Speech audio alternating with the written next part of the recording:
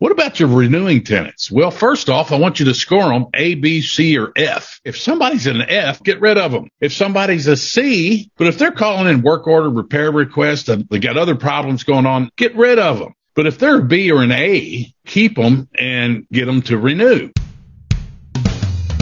You're listening to 5 Hour Real Estate Week, where you'll learn to consistently buy real estate in only 5 hours a week. So if you're ready to invest in real estate, achieve financial freedom, and own the lifestyle you deserve, even with your job, this is the show for you. Now, here's your host, Mike Butler. Okay, hello and welcome to another episode of the 5 Hour Real Estate Week podcast. My name's Mike Butler, and today's topic is how much and how do you raise your rents?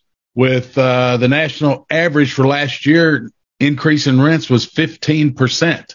So there's a right way and a wrong way to do this. Here's the way we came up with it. So the national average for last year, there was a 15% increase in rents all across. If you happen to watch 60 Minutes a couple of weeks ago, they said the national average 15% that rents went up. And cities like Jacksonville, for example, in 1 year, rents went up 40%. And they proved it by interviewing a couple who last year rented a place for $1,000. And then when it was time to do the renewal, they wanted to charge them $1,400 rent. And so that couple was a little upset, obviously. And so he went online and checked comps. And sure enough, they get the same thing that they got today. Their rent was going to be $1,400. So Jacksonville went up 40%, New York 15%, the Seattle area up in the Northwest 29%. So no longer does my 2.9% annual increase in rent automatically happen. I've got to make some changes to it, or we're missing out on a lot of money, and the inflation's going crazy. So step one, run comps. Okay. You got to run comps that are local to you. You can't do a national comp and say, well, okay, the national average is 15%, so I'm going to raise mine 15%. No, you're going to have to check it in your hometown and where you have your rentals. So here's some places you can go to check rent comps. Go to Zumper, that's ZUMPER.com, and search for properties in your town. Okay. There's another one called Zillow Rental Manager. That's a great tool, but the URL, the website name there is like about 4 months long. So just Google Zillow Rental Manager. You'll find it. You'll see it. Click on it. You can use that to run comps. There's another one called Rent-O-Meter. It's rent, then O, then meter, all one word, .com. And you can run rent comps there. And then Redfin Rental Estimate. Now, it too has a long URL, but just Google it and put Redfin Rental Estimate, and you'll find some comps on there. Homes.com. You'll find comps there. And then always go to Google and say rental houses in your town. And then you can find out what comps are, number of bedrooms, square footage, all this and that. Invest a little bit of time in there to see where you're at. Okay. And you'll find how much behind whatever the market rate is. Okay. So moving on. So how to raise the rent challenge. So now you got your comps. Okay. And so in my town, the rents have increased a little over 11%, but I don't think that that's going to continue. I think they're going to plateau a little bit. So here's what I came up with. I used to do automatic 2.9% annual increase in rent and call it for cost of living. Now I'm changing that to 9.9%. Okay. 9.9%. That's just for my town after me having done comps. So the easiest way is when you have a tenant turnover, somebody moves out, well, you can just raise it right there before you put it out there on the internet or on your flyers and things like that. On my program, on my lease documents, like a new tenant, the bottom of the first page has what the annual increase in rent's going to be. So that way I don't have to send them a 30-day notice and get them to freak out and stuff. When they sit down and we do the rental agreement, well, then it has next year's annual cost of living, 9.9%.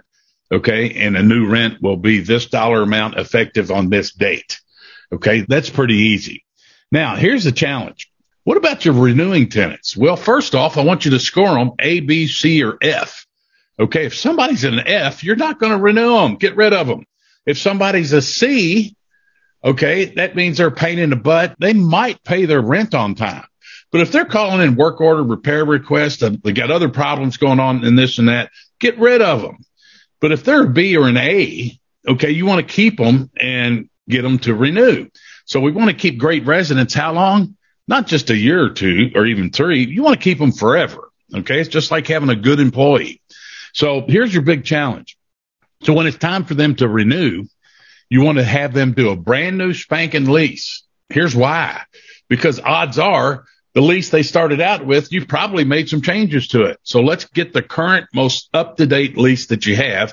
And if you're using Mike's system here on the Landlording on AutoPilot system, you've got your built-in annual increases in rent at the bottom of the first page. So you don't have to send them those notices. So now they're going to be renewing. So you're going to have to give them some comps. You're going to say, hey, guys, I don't know if you've been paying attention to it, but, inflation, look at gas prices, look at grocery price. Everything's going up. Well, it's going up on our end, too, with insurance, property taxes, blah, blah, blah, blah, blah. Okay. So give them some comps. So they're in a 3-bedroom, 1-bath brick ranch. Well, find some other 3-bedroom, 1-bath brick ranches in their neighborhood or in zip code or what have you, and show them what those rents are. Okay. Odds are they're going to be a lot higher than what they're paying now. So you can also tell them that the national average is 15%. Now, your town might be a little different. Okay. Find out what it is in your town. Remember the comps. Okay. And I think, me personally, I've never ever done this before. Increase their rents by 9.9%. That's, basically 10% increase in rent. That's pretty tall order for 1 year. Okay. Now it's nothing like Jacksonville where they had 40% increase. Okay.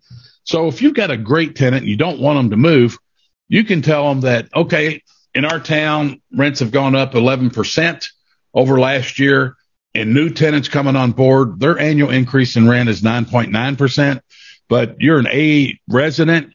So we're going to give you a discount of 7.9%. Okay. So, tell them that everybody else has got this, but because they're so good, okay, they're so good and you want to keep them forever, give them tell them they get a discounted annual increase in rent of 7.9%. And remember to support it with comps. Now, you can always discount it in the future. So on mine, where I have the new tenant, their annual cost of living increase is 9.9%. Well, let's say things plateau a little bit. You don't have to raise it 9.9%. Okay. It says that in your lease, but maybe you give them a 5%. You can discount it, but I promise you this. Okay. If you have in your lease agreement that the annual cost of living increase of 9.9%, your new rent's going to be this dollar amount effective on this date. Okay. The 13th month, for example. Well, if you can't raise it 40% like they did in Jacksonville. Okay. But you can discount it if things calm down a little bit. So that's kind of it in a nutshell. You want to keep your great tenants forever.